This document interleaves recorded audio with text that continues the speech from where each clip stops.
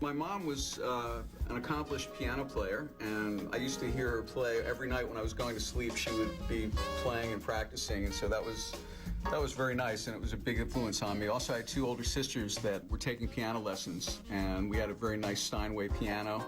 You know, that was sort of the center of the household, was that piano. And so music was just a natural thing to want to get into. When I was 4 years old, I started taking piano lessons, and I ended up spending a lot of time by myself, and I think that sort of helped me get more into music, because I used to just stay home and practice and listen to music and get into that.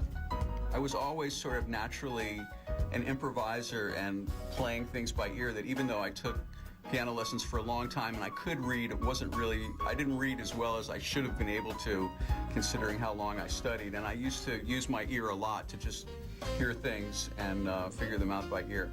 And also I had a couple of cousins that were really into music. I had one cousin that was a drummer that used to go and hear Coltrane play like every night. He used to talk about Coltrane. When I was about 10, he gave me about 3 or 4 jazz records, which were really a big impact on me. And I had another cousin too that was a pretty good piano player, and he showed me my first, I don't know, I was probably 7 or 8. He showed me how to play like a simple blues on the piano, a song called Burke's Works by Dizzy Gillespie. I do remember that. That's like the very first like little bit of jazz that I ever learned. I think as far as Jeff Lorber Fusion is when I moved to Portland, Oregon.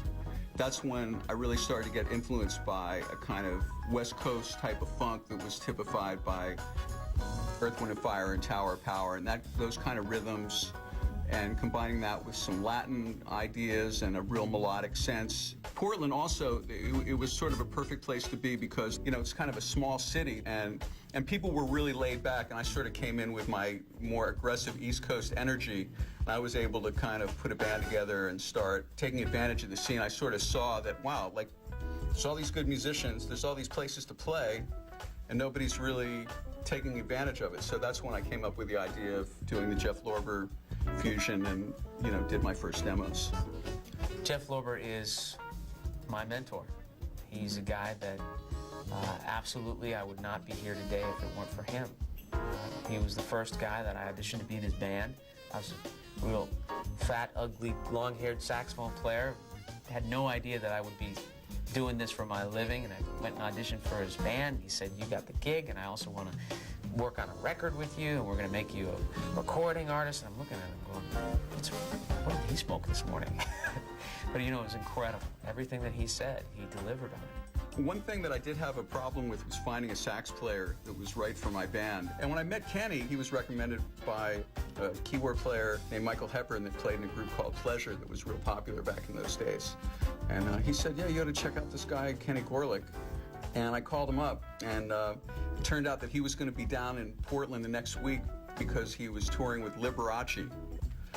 And I said, "Well, why don't you come over and audition?" And I was really impressed immediately by his enthusiasm, and, you know, he just had a lot of positive energy, and so, you know, that's how we met. Yeah, Jeff's great. You talk about someone who's passionate about their craft. You know, there's a guy, and that rubs off on you when you're working with people who just absolutely eat, sleep, and breathe what they do. It's a great thing to be around, that level of dedication. Talk about a groundbreaker. There you go.